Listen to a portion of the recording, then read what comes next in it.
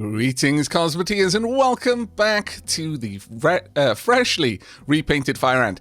I'm going to trip over my words. I'm just going to give you a bit of foreword right at the beginning of this episode. I have practically had to gargle with anesthetic throat spray at this point. So, yeah, if I do slip up on a couple of words, understand it's because I can only feel half of my tongue right now. It's not quite that bad, but yeah, expect a couple of minced words here and there. Right, so the Fire Ant. As you can see, I've kept some of the design from the previous paint job. I really like the kind of mandible pincer design, so we're probably going to see that reappearing on other ships as well. And generally kept the overall theming of the color scheme of the Fire Ant. I really do like having the storages specifically marked on paint where I can, and I don't know why the missiles work so well with this paint scheme with a little bit of kind of fade there, but it really does, especially because the missiles naturally have a little red light there and it just goes so well. I really like the Fire Ant's paint work at the moment. The only parts that maybe could do with a little bit more detailing is perhaps on the thruster clusters on each side. Chalk one up to the thruster cluster count. We'll see how many times I say thruster cluster in this episode. That's 2 now. That does count as well. But this episode is mostly going to be focused on the Scarab. However, just to recap, we are still in the old system. That is the system we were in the last episode. And the reason for that is that while I have been going around the other systems, clearing them out, it occurred to me that I'm going to be redesigning the Scarab in a fairly big way. Don't worry. The paintwork is like this because I knew that this redesign was coming, and so there was no point in just doing a massive hour or 2 long paint session and then having to do it again shortly after. But we've got a couple of items on the docket for the Scarab. But I am going to extend that. This is going to be a much more significant redesign than I was initially intending. So I want a basis of comparison for how well the Scarab is doing. And since we've spent so long in this sector, I feel that I've got a good handle on how well the Scarab does in any particular fight here. So this will be a good place to compare how the redesign works. Now, what is the redesign going to do? Well, there are a couple of points. Obviously, chief amongst them, as I've mentioned, we're going to be adding an extra railgun. So we're going to be doubling this up, and that has a couple of specific design concerns that I will address as soon as we jump into that. We've got a super secret special project for the quote-unquote defensive area at the quote-unquote front here.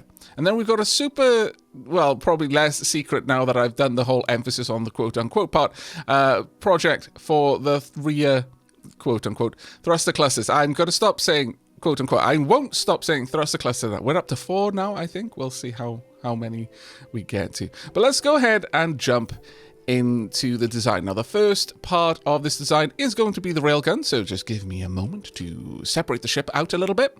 Okay, there we go. That makes this a little bit easier for us to work with. Now, there are a couple of things that we want to do with the railgun.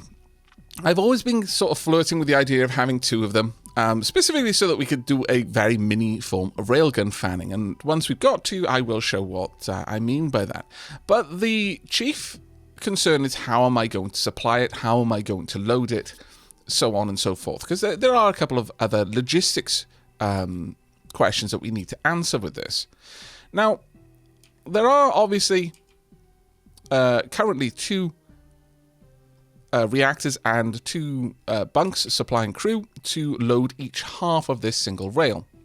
I don't think it makes sense to double this up. In fact, if we've got 2 of them, then we could instead supply it from the middle.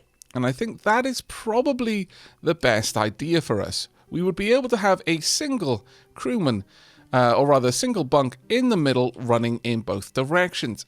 However, that does necessitate some choices. Now, the first choice is, do I want the gap between the rails to be too wide? Now, for railgun fanning, that wouldn't be an issue, but in regular operation, it might be. in that when we're in a regular brawl, we're not railgun fanning anymore, we're just firing the railgun. And so the further apart each railgun gets, the less accurate they can become, and the more they just have to shoot whenever they've got a firing solution on a target rather than a specific subsystem. So initially, we might want to engage with railgun fanning as our alpha strike, and then switch over to being a little bit more, well, wherever we can land a shot, we should just go for that shot. Now, there is another vulnerability that this adds, and that is we would have to have a bit of a larger gap at the front. And the larger we make the gap, the less the shields are going to be able to cover the railguns themselves. We would have to rely much more on armor. And what I mean by that, if we just copy this and paste into a similar position, so about there, then we're going to have an armor section in here, too wide, more or less, all the way down. I would probably weave it a little bit more, but effectively, this is where the central armor of the barrel would be. Now, that being said, perhaps we could, in fact, fit in a shield, maybe right down at the back here, and there is that, since we would have a reactor in this line. However, we do have another option. Each one of these sections takes 2 energy to run. Previously, we had 2 people loading each half, so, you know, that was effectively 2 people running the entire length of the ship, carrying a double charge battery. That's effectively what we had loading a single railgun. We could just halve the reloading efficiency by literally making that a reality. And I'll show you what I mean by that. And when I say we had effectively 2 people running the entire length taking double charge batteries is because we had 2 people running half the length carrying single charge batteries each. So to load each individual segment required 2 trips. Whereas if we had a single large reactor, or rather medium reactor right down the bottom, and then a 1 wide corridor running the entire length of the railgun barrel, then each person is having to travel twice the distance, but they're also carrying twice as much energy when they're doing it, so it kind of works out in the end. It is a little bit all over the place, but it does, I think, work out. Right, let's shimmy these around a little bit, because what we could do is this. And now I just need to pull this whole design across, so let me just grab the entire barrel. There we go. And cut, and indeed paste. Let's zoom out a little bit. There we go. Everything in one place, except for this, of course. Let's grab that, copy, paste, and job's a good one. Now, would we want this to be lots of single blocks? If I recall, the armor here, is it twice as much? Yeah, so it may as well be. There we go. All the way down to about this point. And then at this stage, we take a corridor the rest of the way. And maybe just add a little bit more right at the top there. Okay, so this gives us our crew. So we've taken away 2 reactors and their 2 crew bunks. And we've replaced it with a single reactor with a single crew bunk. Now, this reactor also is responsible for loading each of the... well, actually, no, I guess it doesn't. I keep thinking these are going to need power, but they don't. It's only the accelerators that need power, so that is their entire job. Now, previously, we had bunks for the operators, so we've now doubled the amount of operators we have, so we do need extra bunks for those. Let's slide those in there. There we go. And finally, we need a porter to be able to load the sulfur into each of the ammo factories. Now, we can easily fit that in. However, I'm thinking we're probably going to want to reduce the amount of sulfur being stored. I don't think we need it. This should do about there. Now, in total, we have done away with 1 bunk, but we've effectively replaced that as an operator down here. So we could get away with having maybe 2 porters, 1 for each gun. I'm not really sure how frequently they need to be loaded. Let me just double check again How often does this pull ammo? How much ammo per shot? 6 ammo per shot, 1.5 seconds.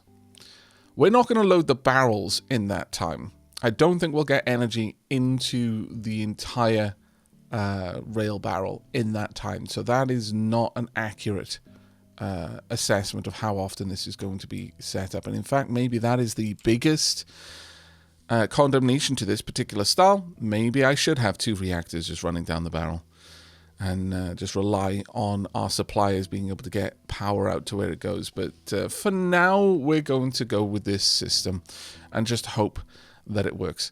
Alternatively, I could have 2 energy suppliers running the length. That would speed that up, but it would still probably be slower than 1.5 seconds per shot. So I think regardless of what's happening, we're not going to need 4 porters in total. I think it makes more sense for us to have a single porter but double the amount of energy supplies. So we're going to have 4 people running with double charge. So we are actually going to recharge these barrels twice as fast as before. All right, I think I'm pretty happy with that redesign. We'll have to see how the shielding can spread, but I suspect will be good that each barrel is going to have the necessary shielding applied to it. The central armor cone might be a little bit less so, but that's just the way it's going to go. It will have the super shield dome over the top of it, though, so that's the main thing to be concerned about. But railgun settled in place. What's the next change? Well, we're going to leave the super secret project at the front, quote unquote, for last. And so we're going to address the whole front, quote unquote, rear, quote unquote, etc., etc.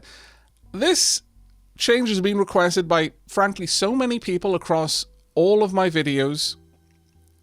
Ever since the Scarab got the ion beams and started to engage enemies by backing away from them, that I don't know who to credit. So instead, we're going to credit everyone, because at this point it may as well be everyone. If you have posted even a single comment on my Cosmoteer videos, if you've engaged with these videos in the comments at all, you are credited for the next change. And that is simply, we are going to change the direction that it's flying. We're going to get to our fight, we're going to turn around, and we're going to start blasting away at full force in order to try and keep our distance. That's the whole way that the Scarab engages. That's everything we need. We'll get to there, we will engage with an alpha strike of railgun fanning, and then we're just going to be backing away the whole time. Now, that does require a change to our thrusters, but in a way, I think it's going to allow us to shed 2 of the thruster clusters over here. I think we're going to be able to go to a single thruster cluster that is dedicated to forward propulsion instead of having these 2 thruster clusters over on the side here. So we're going to be making a fairly extensive change, and this may even necessitate getting rid of the central storage bay here. Now, this is going to be a little bit more of an involved redesign, so give me a few moments and I will bring you back to a new thruster cluster design right at the rear here, and probably have brought the 2 halves back together. Okay, I think I'm settled on this. Now, to address a couple of concerns that I know are going to be there. First and foremost, yes, I know I could just have this as empty space. I just like the design. This is purely form over function here, but I could have left this empty in order to reduce weight. The thruster clusters are they are significantly focused on forward momentum, and I've also updated these ones. The Scarab only has 1 booster rocket now. It primarily uses large, or rather huge thrusters for its movement. So this is going to be sustained thrust rather than burst thrust. There are arguments that could be made for keeping the boosters at the back, just for that extra burst of speed if we really need to. But I think since the Scarab's whole thing now is that when it's attacking enemies, it's attacking backwards.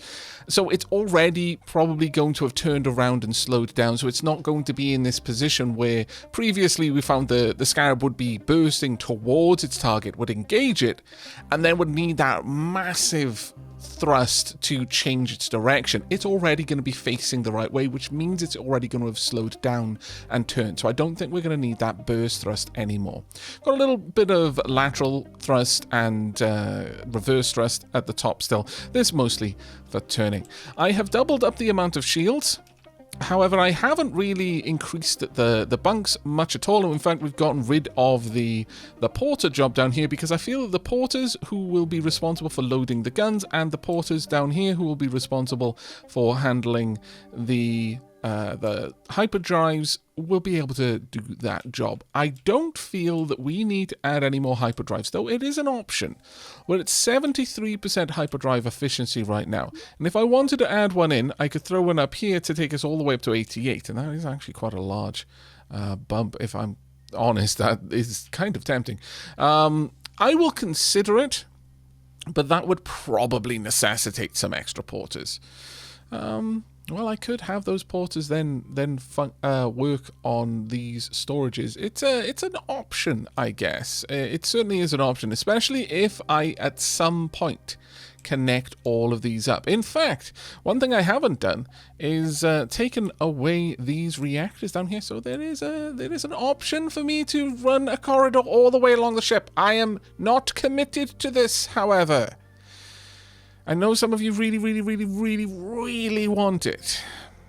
And if I do it, it'll largely be because some of you really, really, really, really, really, really want it rather than I think it's necessarily going to improve the ship. But I'm going to sit on that choice for now. But just to finish off the recap, added in a bunch of point defense and some extra shielding, but this area is largely good to go. For the time being, though, again, we might change this up. I will finish laying down the armor through here just to seal this section off. I dislike that this is not woven. There we go. That is so much better, in my opinion. Oh, my lord, I'm going to have to reweave all of this again. It's fine. But there we are. By the way, I do a lot of armor weaving off camera. If you ever notice that there's armor that isn't woven, I don't know how well YouTube's really going to show this to you, but you'll notice that most of my armor is woven. So when we say woven armor, think of bricks in a wall, the way a bricklayer might lay a modern brick wall. You don't want the bricks kind of standing brick by brick by brick like this. Because any impact, this is structurally unsound. It'll just punch straight through, more or less. Whereas if you weave them, then each brick is kind of interlaced with the brick next to it, and so impacts spread that energy across a much larger area, so there's less that's puncturing going to happen. And that's exactly why we do it here, as well as to reduce the potential for something to puncture all the way through. It has to go through many more bricks in the wall in order to get to its destination, whereas otherwise it might only have to go through a couple of them. Now, with all of that done, it's time to address the super secret project. Now, I'm not sure if we're going to keep the flak battery. If we do, it's going to necessitate me widening this a little bit. But now that the Scarab is going to just be running straight away from its opponent, this area here, always facing the opponent, well, there might be a little bit more distance in it, and there's the option to maybe pack a little bit of an extra punch. Now, I know what you're thinking straight away, mines. However, I'm not thinking about using mines, and that is for a specific reason. I believe we have to slow down in order to launch the mines, and the whole point of the Scarab is that it's going to be able to blast away from enemies no matter how fast they're moving. It's easier if we go over to the Hercules right now and take a look inside at the... Oh, it isn't here. Never mind. Let me see then. If we were to place down a mine factory... I guess I just haven't been making mines. Right, so the mine factory... does this launch the mines? Mine. Salvo 2 shots every 6 seconds. Rate of fire... No, it'll be launched from the missile launchers themselves. But the launch speed is 100 meters a second, but the deploy speed is less than 30 meters a second. Now, I don't know if that's that the mine itself has to have slowed down to 30 meters a second before it activates and deploys and it is now a danger to approaching ships, or whether the ship that's launching them has to be traveling at less than 30 meters a second in order to launch the mines. But this is the sole reason why I am iffy about setting up mine production and using mines on the Scarab. So instead, in lieu of mines, I've got a different plan. When I said we want to pack quite a lot of punch, I was really thinking a lot of punch. And so perhaps if we were to just, like, I don't know, launch some nukes at the things that are following us, I think that might be quite fun. Now, I've got to fit this in. Right now, the obvious place would be to get rid of this, but I also want a storage for nukes. I don't want to be producing the nukes on board, mainly because that is a fairly large building. It is an enormous building, in fact. The nukes building is a 4x4. It would require uranium and iron, and it produces the nukes pretty bloody slowly. It only produces 0.11 missiles a second. So to produce the rather large amount of missiles that we would need to fire a nuke, will this be able to tell me? Let me get that off my item there. It doesn't tell me, unfortunately. But if we go back over to the nuke silo here, it'll tell us that it is made from 12 missile parts, when it would take me about 10 seconds to make one. Building the nukes on the ship, I don't think that's feasible. This is 100% something that we want another ship to be building far away from combat, efficiently building, because it's got loads of raw materials and storing enormous amounts, and then we will come and resupply every now and then. Hopefully we don't need to launch many nukes. But the rate of fire is 0.1 shots a second. That's not terribly bad, I suppose, considering how many parts are required and how long it takes to make each part. The acceleration delay, so the nuke is launched. It takes 1.25 seconds for it to start accelerating, but once it starts accelerating, this picks up speed shockingly fast. It accelerates at 500 meters a second per second. It's got a huge durability, so even if the enemy are fairly close by and the nuke doesn't have a lot of time to speed up, doesn't matter if we're just dropping them straight into the... We're basically launching nuclear mines at this point. So that's the plan. Now, it may require a bit of a rejig, because I don't want to lose all of our defensive capabilities here. Those are quite important to us still. So I think we are going to have to expand this out, and also we're going to need some extra storage. So give me a few moments to see what I can do. All right, this has been a real struggle. I've got something I'm willing to try, and that probably says everything about how I feel about this redesign. Now, we've had to sacrifice 2 regular point defense on each side, and ultimately, I think the problem here is we've got too many things going on. Too many different types of systems packed into too small of a space. Especially systems that require fairly large storages. Namely, the storage for the sulfur, for the ammo production, and the storage for the nukes.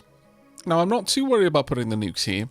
They're about as far away from external threat as possible, but realistically, if the reactor goes, everything in here is gone anyway, so having the nukes right next to the reactor, that doesn't really matter too much to me. The porters are going to have to pull the nukes through the reactor room to the missile launcher, though, and it's a fair old ways away at this stage, so I really do feel that this is going to be an issue for us. Let's just make sure that that is, in fact, set to... use nukes. Let's set that up. There we go. Oh, that is a big chunky missile, isn't it? But that is probably one of the biggest inefficiencies. It's going to take a very long time to reload. Now, that does mean we're going to go through the part much less frequently, and realistically, do I want to be like vomiting nukes on our enemies?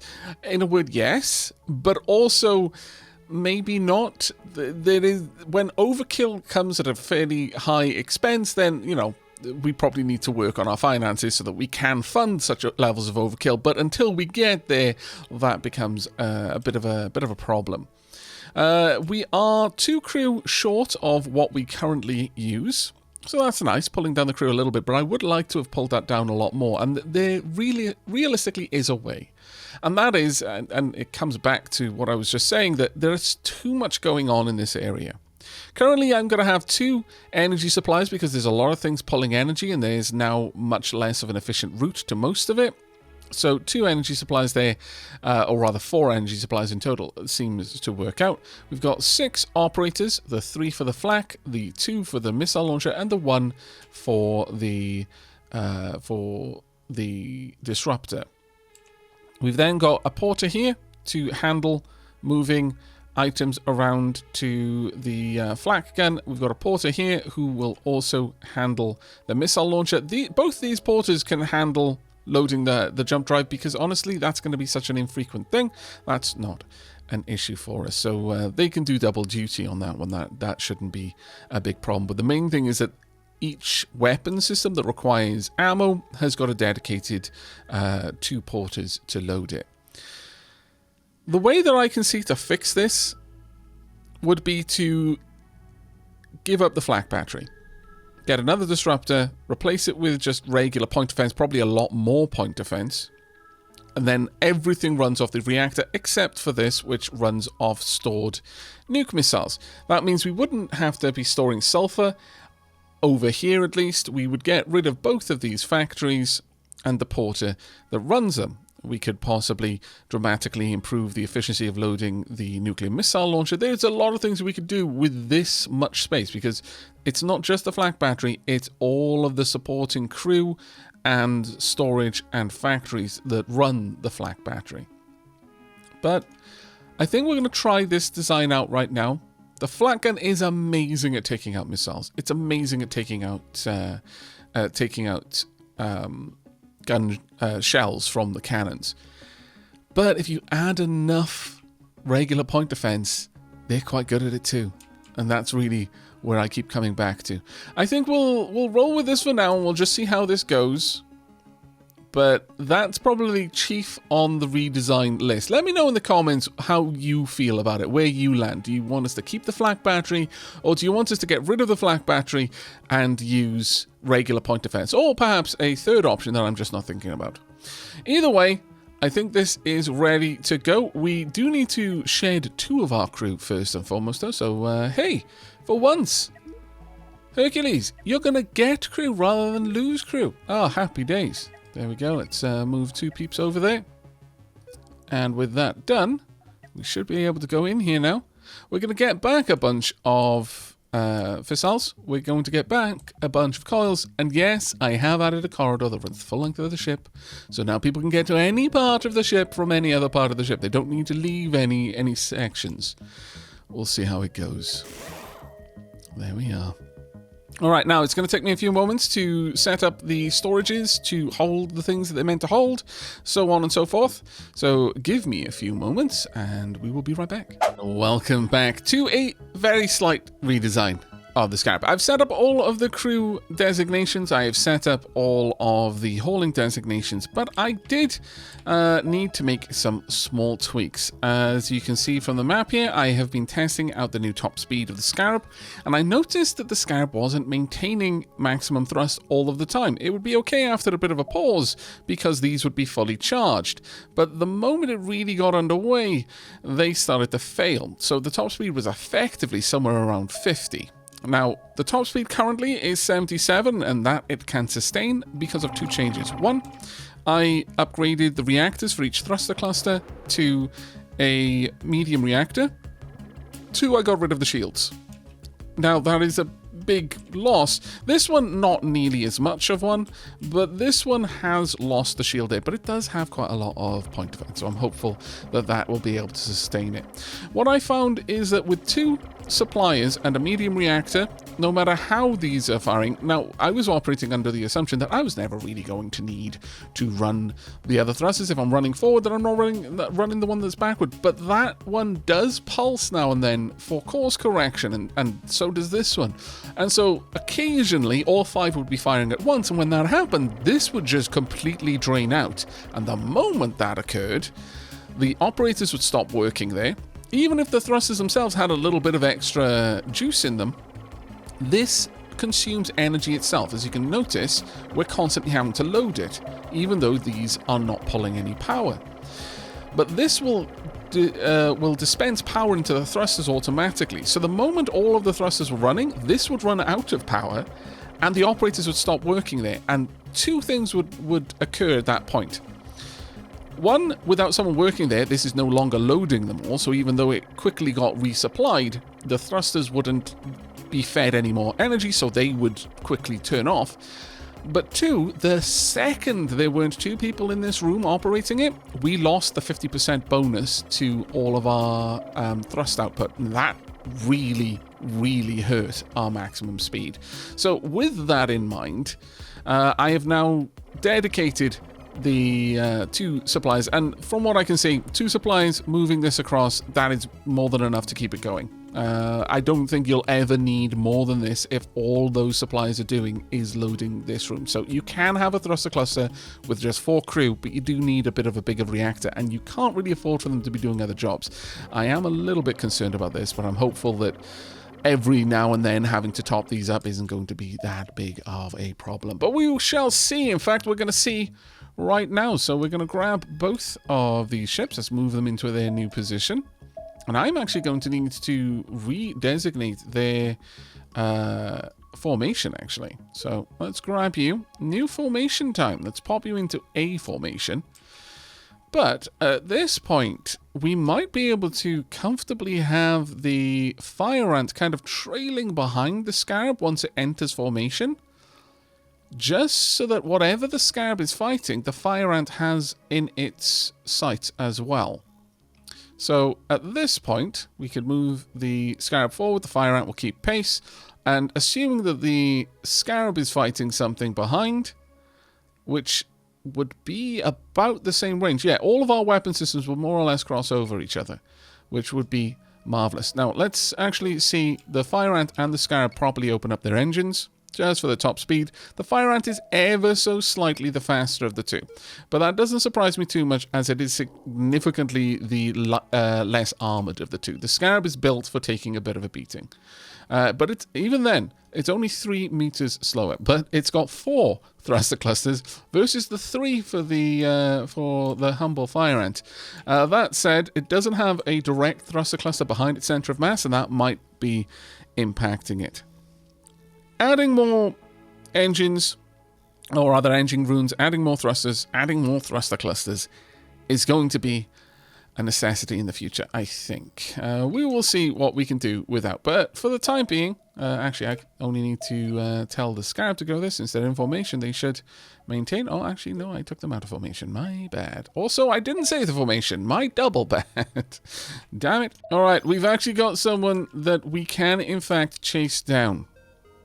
Now, let's make sure that the engagement range is correctly set up. Let's scooch a little bit closer. We've lost the target, sadly. Did they just get destroyed? No, thank goodness. Right, we want the scarab to engage from a range that is just outside of the enemy. We do want them to basically follow us in, but let's hope that the little bit of room we've given there will allow the scarab to turn around. Oh, damn it. We'll turn around earlier rather than later. Let's see how this works. Looks like we have got the rear is going to be facing, which doesn't surprise me too much. Now, this is actually going to show you a little bit of railgun fanning and what railgun fanning is. Now that we've got multiple railguns, obviously they are precision instruments. They need a direct line to what they're targeting. In our case, we've told them just to fire as soon as they got any firing solution. But if, for example, I told the whole ship to target this one system here, then what would happen is the moment this was within range, or rather this had a line of sight, it would fire. But this one still wouldn't yet. So if the ship continues to rotate through, then eventually this one would get a shot. And then if you had 4 of them, 1, 2, 3, 4, as each one rotated into perfect alignment. So effectively, you'd want to engage opponents by swinging and swiveling the front of the ship left and right, allowing each of the railguns to firing in sequence. Oh, damn it, I've done it again. Right, from this range, let me just see. Right, they are still quite far away from the nuke range, but we may see the nukes fire in a moment. Like, launch, tonk, and that went straight through that shield in one go. Are you going to be able to keep pace? I think you are. We're already engaging, and nukes are away. Okay, let's slow this right down. We want to watch how this goes. So this time we're simply trying to burrow through all the way to the cockpit. Are the flak cannons managing to pop some of these cannon rounds? They are. The nukes have engaged their thrusters. Took them a little while. First nuke hit the shield. The second one smacked straight through this, followed up by a railgun shot. That did a lot of damage there. The super shield has gone down on this side completely, largely due to a nuke. That entire section has been ruined.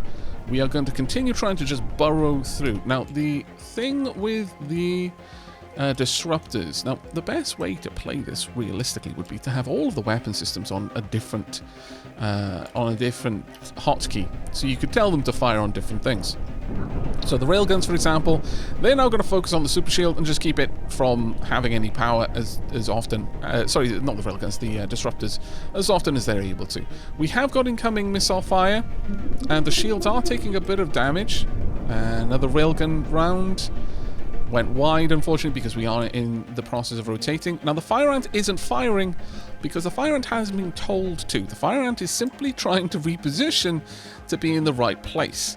It'll eventually do it because it is faster. However, the missiles are specifically told to only only launch when I've given it a direct target. That way, we can watch the Scarab have this fight on its own.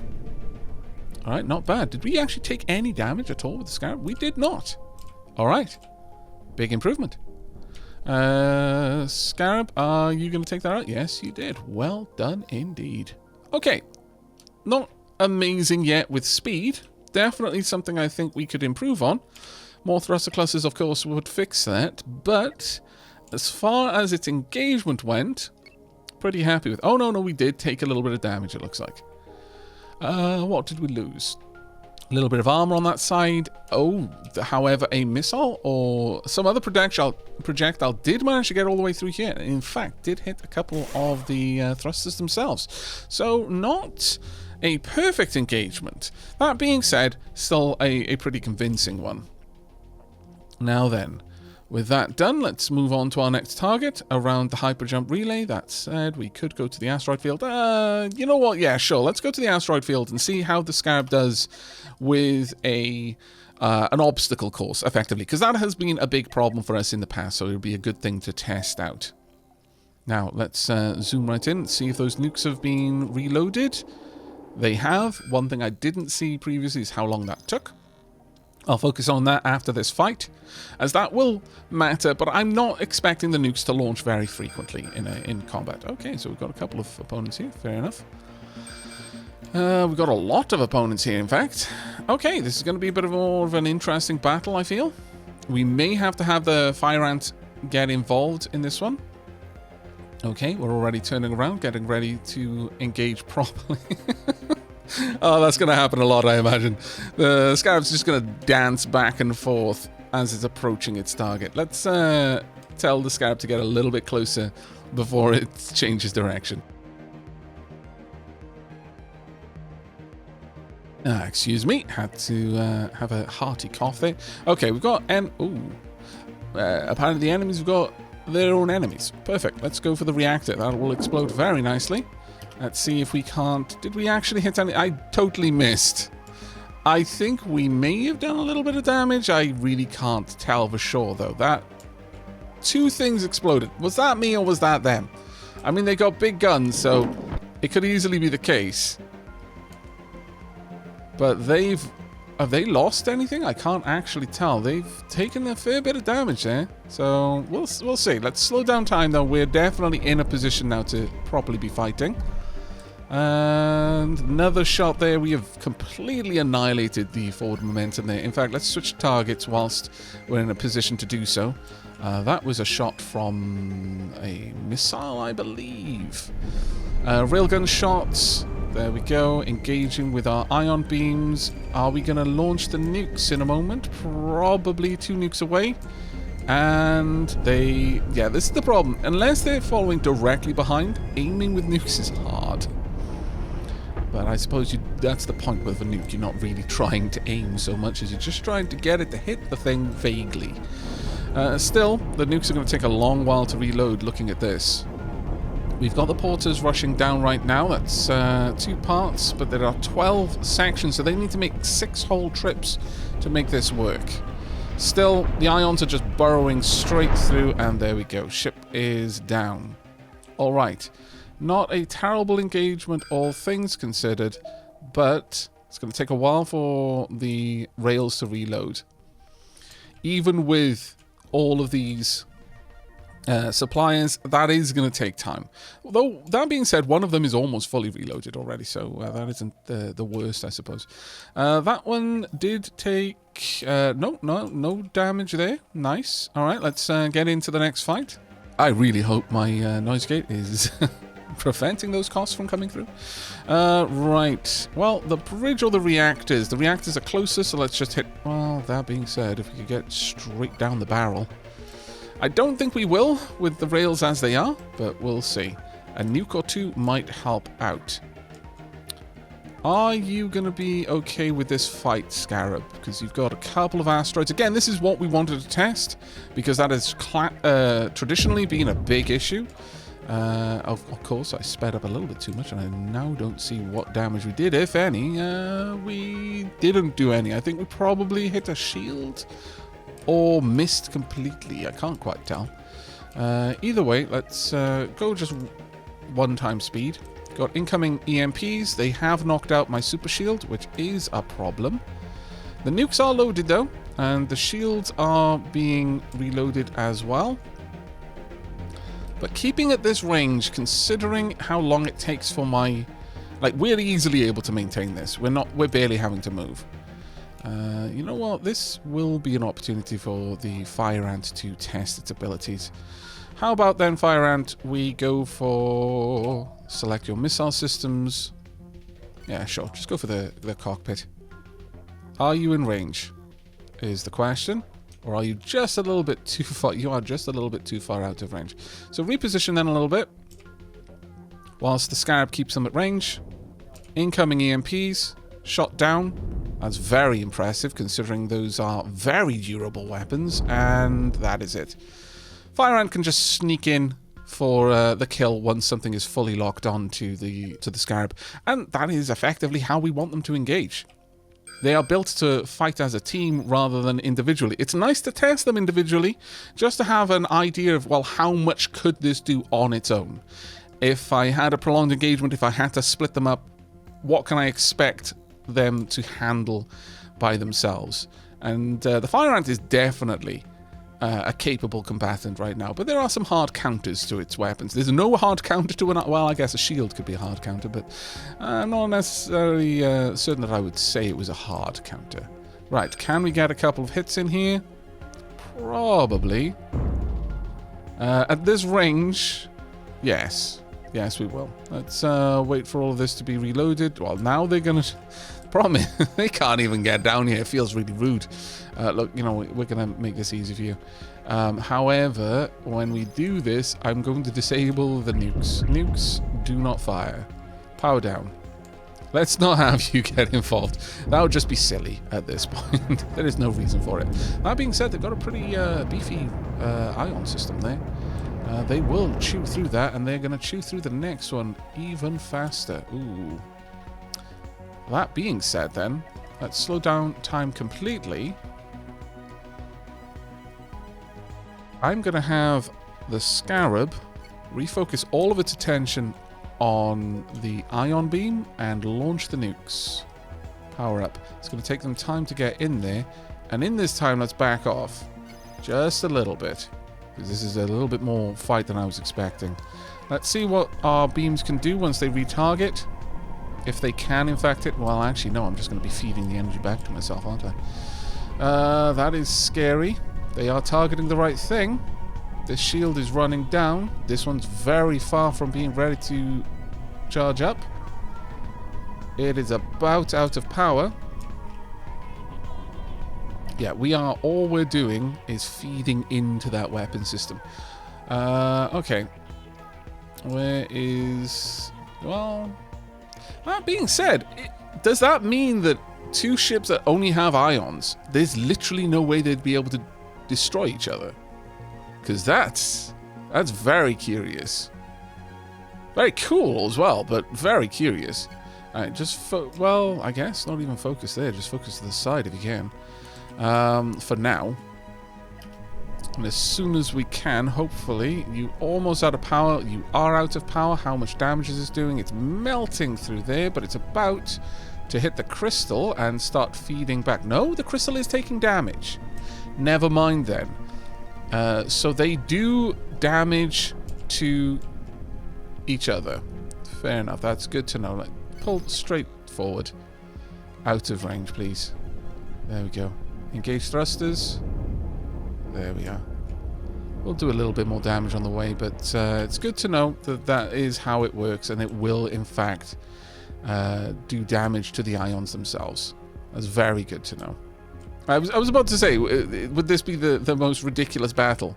Just two ion-equipped ships just feeding each other's prisms until one accidentally misaligns it and then cleaves off half of the other, half the ship or something. Right, we're going to have to get in a little bit closer in order to launch the nukes, or I could send, obviously, the fire ant in, which would probably be the faster way of dealing with this. Sure, let's get the fire ant to target the bridge and scooch in nice and close. About there will do. And missiles away.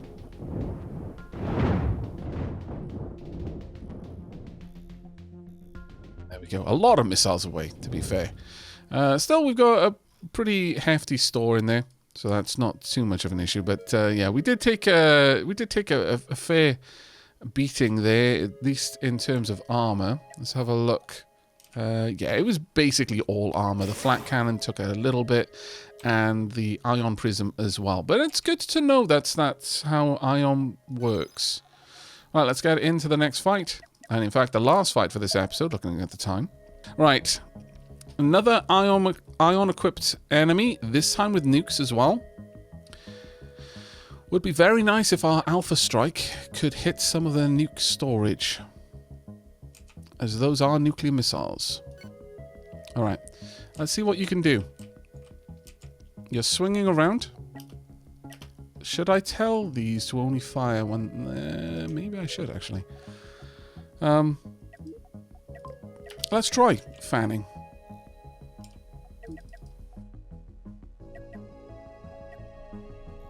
As you come through, we will be training on you the whole time. How close are you going to try and get? Let's not get that close. Right, you're near enough.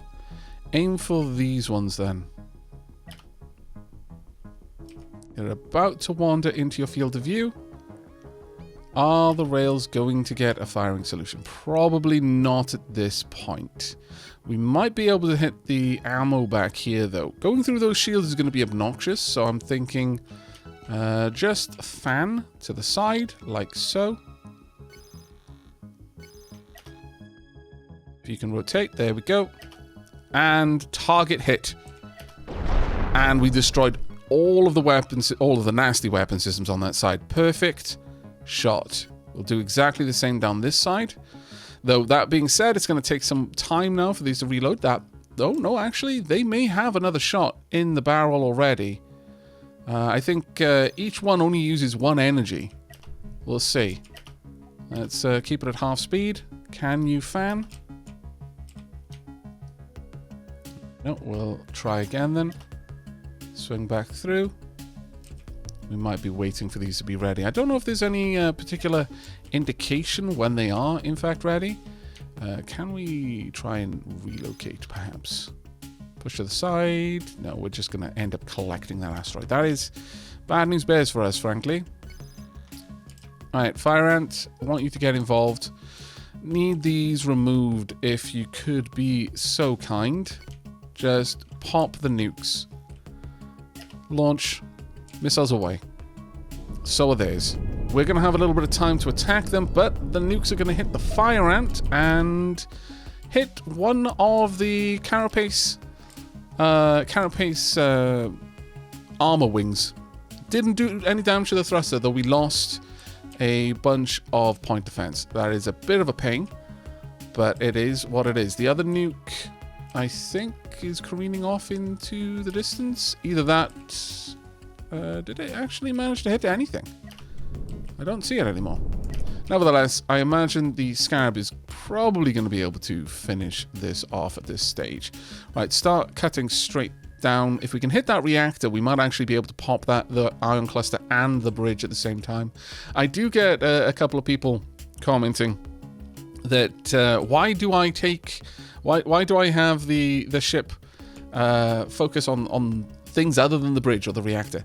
In most cases, I'm just trying to be smarter than I am, I guess. I'm looking for opportunities to engage like targets of opportunity, so ammo stores, things that'll explode and take out more of the ship, more of the ship's weapon systems faster than it would take me to try and just burrow down to the bridge and disable all of them.